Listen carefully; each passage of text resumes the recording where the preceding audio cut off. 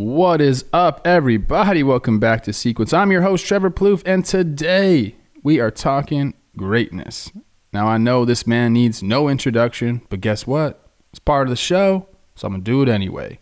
14-time All-Star, 5 Silver Sluggers, 5 Gold Gloves, 5 championship rings, and oh yeah, he's going into the Hall of Fame this summer. I'm talking Derek Jeter, the captain, Mr. November. I like to call him baseball's Kobe.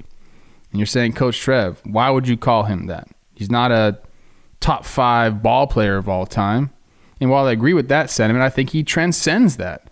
If you go around the NBA and you ask all the young stars in the game, who'd you watch growing up? Who'd you idolize? Most of them are going to say Kobe. If you go around to all the young stars in MLB and you say, who'd you watch growing up? Who do you idolize? Most of them are going to say Derek Jeter. That's what he's done to the game. That's the legacy that he leaves. Now, on this video, we're going to be breaking down the iconic flip play from the 2001 ALDS against Oakland.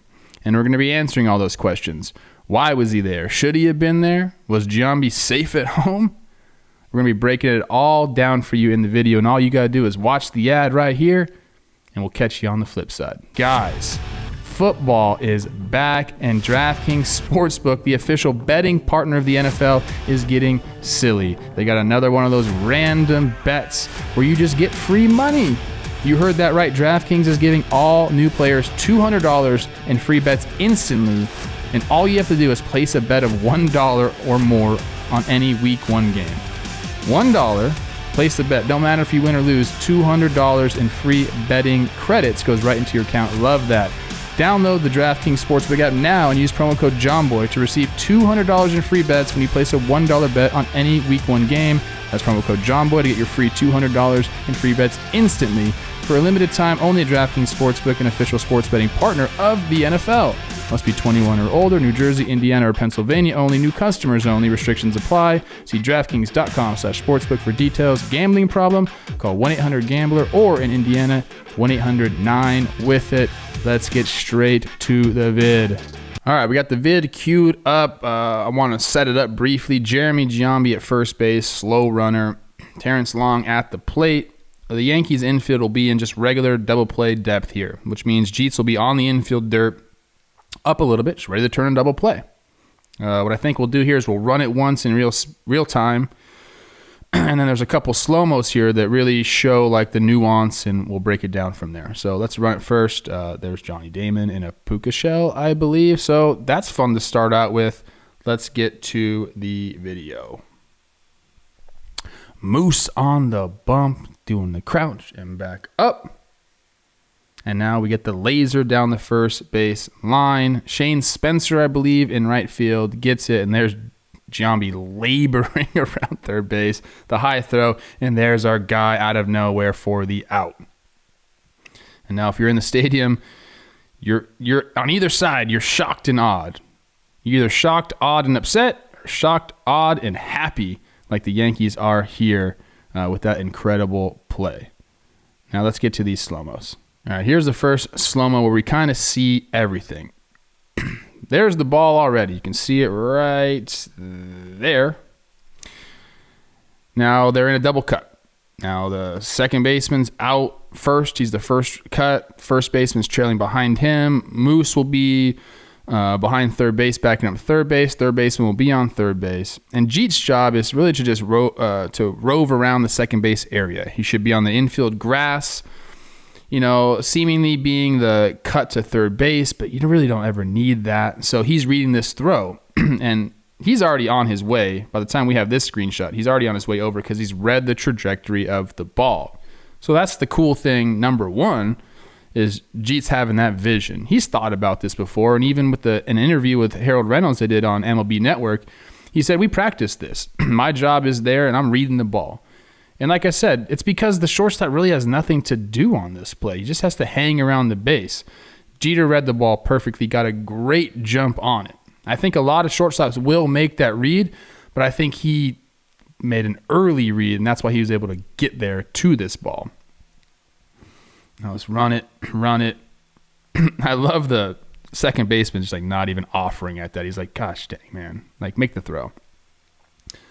Our first baseman gives a valiant effort here, but there's our boy Jeets in the screen. Gets there, makes the flip about halfway up. That's like 30 feet-ish. He's got to make this flip going across his body, gets it. This is kind of what I like too, is Posada positioning himself. He's square with Jeter right here. You see how he's squared up? He doesn't know where this ball is going to go. If he's on his glove side and has to reach, he's not going to get it. If he's on his arm side and has to reach this way, he's not going to get it. So he squares up almost like a first baseman on a bunt. He needs to read the ball first. Then he sees it, opens the hip up, and he looks. He's ready to tag right away. And Giambi just doesn't really do a good job here. Doesn't slide, and he's out. This is probably my favorite replay of the whole thing. This is where we're going to really kind of try to break it down. Again, Jeter is hovering around second base here. And right about, right here, I think is probably where he makes his move towards the first baseline. And again, there's a second baseman being like, what just happened? And here comes Jeets. Running. This is cool because he sees the hop. Now he has to adjust his speed of his sprint to get there and get his body in position. He does just that with the patented two hands. You know how Jeets does the two hands. Gets there. And I think this is the hardest thing in this play. It's not the read. I think, like I said before, I think a lot of shortstops make this read. It's the fact that he's got to now turn his body completely and give the shovel pass. Now, it's not like a shovel pass is too difficult of a play, but when you're running full speed like this, you have to have your eyes set basically right there where Giambi is, because the momentum that you're carrying is going to carry that ball with it.